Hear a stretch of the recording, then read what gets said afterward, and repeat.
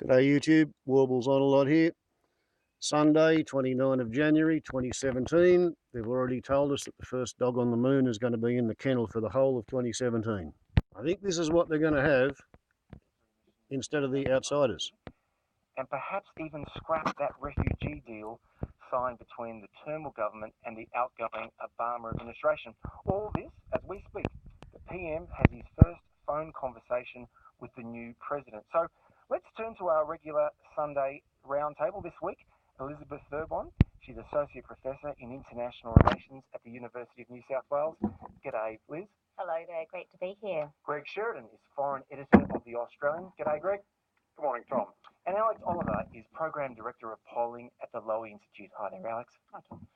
Greg, is it a good thing the US has now pulled out of this TPP?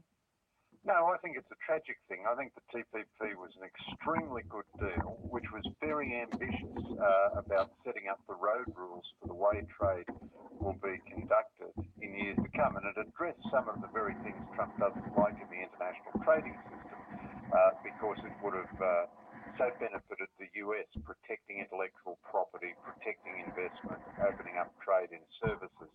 But look, Trump having done this, the TPP is dead. I think the Turnbull government is taking, LSD or something in its morning coffee to be keeping. It's fair enough for us to mourn it, but it's over. It's finished. It's in the dustbin of history.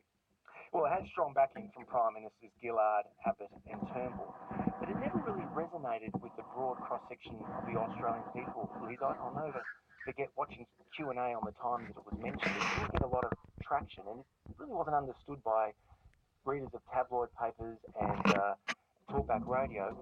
You would disagree with Greg. Why? Yes, I disagree with Greg because I really don't think that the evidence points to the fact that it was a fantastic deal for Australia.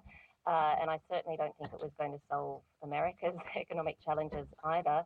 So for Australia, we know that the government didn't do the modelling on the deal, so we have to rely on modelling, say, from the World Bank. But it forecasts very modest gains for Australia arising from this deal, 0.7% of GDP up until 2030, and that doesn't include the very real costs associated with intellectual property extension, with the exposure of Australian taxpayers to being sued by foreign companies for regulatory changes that don't favour their profit-making ambitions. So this wasn't a major economic win for Australia. The evidence doesn't suggest that. So I don't think it's a terrible thing that it's been abandoned. And of course, Australia under Labor and coalition governments have slashed import tariffs and reduced protection. So you could argue there wasn't much more to be gained from the TPP, but the counter argument, Liz, would be that the TPP meant that the US would be the principal rule setter in the Asia Pacific and not China. How would you respond to that? Well, it would have been the principal rule setters, but who would those rules have benefited? And this is the question that I think Australian politicians haven't asked sufficiently over the years. Is it in Australia's interest to have ever extended intellectual property rights, to tilt the intellectual property system so in favour of those monopolies at the expense of the users of intellectual property? That I don't think that in any sense that those rules were actually in our favour. Yeah, Alex, you're responsible for the Lowy polls. Tell us about the Australian attitude about the TPP. The TPP, I can't give you a read on that in particular, but Australians have been broadly pro-free trade across the history of our polling over the last decade or more. And I think they have a really pragmatic approach to free trade agreements generally. What they say is that they're very cognizant that they don't have much economic benefit. Less than 50% of Australians, when we asked them in 2014 about the free trade agreements that we'd just done with China, Japan and South Korea, said that they didn't think that they would have any impact on the economy or our prosperity. Few of them said they would actually be bad for the economy, but a solid majority, over 60%, say that they were good for Australia's relations with those countries. So I think what Australians are saying there, just reading between the lines, is that they're pro-free trade. they're pro Australia's international engagement and they're pro multilateralism. And I think there will be some disappointment, but nothing too critical with the scrapping of the TPP. I don't think that Australians are going to get up in arms about this, but I think generally they are pro globalisation and pro Australia's global engagements. And yet members of the government, Greg, want to resuscitate the TPP even without the United States. Former Foreign Minister Alexander Downer was on the BBC this week, I understand, and he was pressing the possibility of subbing not just China but Indonesia into the TPP now. How would you respond to all that? Well, that's all cuckoo stuff, and I mean, it's just ridiculous. Look, let me make 2 points. First, to respond to Liz, I don't think you can model the effects of a free trade agreement because you simply don't know how human beings are going to behave. So I think economic modelling is an extremely flimsy, fallible, unreliable tool for saying what the advantages are. If you encourage one Steve Jobs to come to Australia and invest here because you lower the corporate tax rate or something, that can never be captured in economic modelling. And secondly, I think Australia does benefit enormously from the proper respect for intellectual property. The theft of intellectual property by China has been one of the really distorting and wicked things in the international trade system. But to come specifically to this idea of substituting China and so on, the Turnbull government, I'm with it in the theology of this debate, but it just isn't applying anything to the real world here. That China could not possibly live up to the disciplines of the TPP, either on liberalisation of services, the protection of investment in terms of future property rights, the labour standards, the environmental standards, or anything else. Everyone recognises this. This is in Kurt Campbell's book, The Pivot. It's why China was not included in the negotiations anyway. But secondly, so the idea that China could join the TPP, you would either have to restructure the TPP or restructure China. I have a better chance of winning the Ladies Golf Professional Association Championship than China has of joining the TPP. And I think the Turnbull government, there are times when you just weep for the Turnbull government because the only jobs it's willing to defend are ones that don't exist. And the only trade agreement that it's getting agitated about is one that is dead. The TPP is over. We're talking about the dead parrot and the faulty towers. Well, Liz, respond to Greg, but also the Turnbull and Downer argument that China should be part of the TPP. Well, I'd agree with Greg that it's just fantasy that the TPP can survive and that China can somehow be subbed in, because it's true. A lot of the things in the TPP are standards that would not interest China in signing up to, around state-owned enterprises, for example. But look, to come back to Greg's first point about economic modelling, if you want to put the economic modelling aside, let's have a look at deals that we do have evidence on.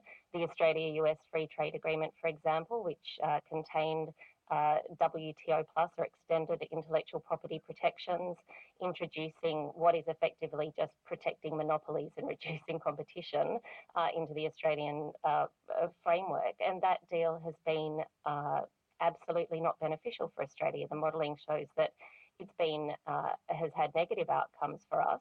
If you look at the modelling, say, by Shero Armstrong at the ANU.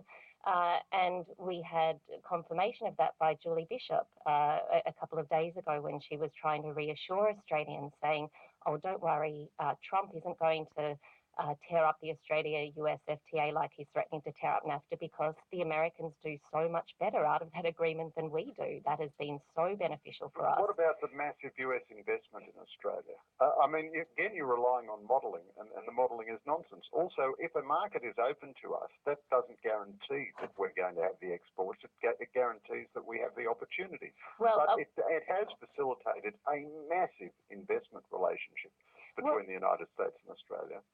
Look, two things there, Greg. There are different kinds of investment, and the question is, has that investment involved simply the transfer of ownership and the expatriation of profits out of Australia? Have we been able to actually capture the benefits of increased US investment in Australia. And also, I absolutely agree that trade agreements simply give you some market access, the good ones, the ones that are actually about free trade rather than entrenching monopolies, give you those opportunities. But the problem in Australia is that the Abbott government, the Turnbull government have effectively substituted trade policy for domestic industry and innovation policy for anything approximating meaningful economic reform. They're expecting the pursuit of trade agreements to do all of the heavy lifting and not having meaningful discussions about will Australian firms be able to capture these opportunities and what are we going to be selling in the next 10 to 15 to 20 years. We need to refocus. It's very important that I say there that I think I agree with you on that. Meanwhile, the global multilateral trade round is also dead. Now, you're listening to the Sunday Roundtable on RN. Professor Elizabeth Thurbon from the University of New South Wales, Alex Oliver from the Lowy Institute, and Greg Sheridan from the Australian newspaper. Now, moving along to the South China Sea, the incoming Secretary of State, Rex Tillerson, a White House spokesman just this week, they talked tough about stopping the Chinese from illegal island building in the South China Sea, maybe even stopping China there. Greg, is it too late to draw a line in the sand, or should I say water? Well, it probably is. I certainly don't think there's any prospect of the Trump administration taking action to blockade the Scarborough Shoals or anything. I mean, one of the problems with the Trump administration is it says inconsistent things. So it says things which simply cannot both be true at the same time. But Trump was elected really partly by a war-weary nation on the basis that he wasn't going to go to war anymore. And he also made a big thing about we're not spending trillions of dollars to defend other people's borders when we haven't secured our own. So the idea that he's going to have a ring of naval steel around the Scarborough Shoals to defend the Philippines borders, I think is implausible. But either Hillary Clinton or Donald Trump would have been much tougher on China than Obama was.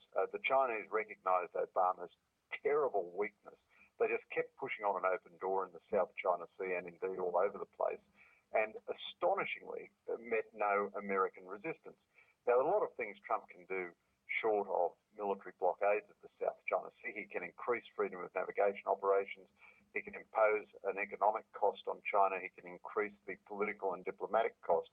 But even having said all of that, if you look at what Trump is always saying, it seems to be that he views most of this as negotiating coin to get a better trade deal. The art of the deal. China. Yeah. And I don't think that's a good way to run international affairs, because you can't tell people that they are just negotiating coin. That's right. Alex, what does the polling say about Australian attitudes about China's conduct in the South China Sea and what we should do? Australians have some pretty clear misgivings about what China's doing in the region, and particularly in the South China Sea. We actually asked a specific question last year, about whether Australia should conduct freedom of navigation operations. Okay, I think I'll end this video here, start another one, and then have a bit of a warble rant afterwards. Ciao.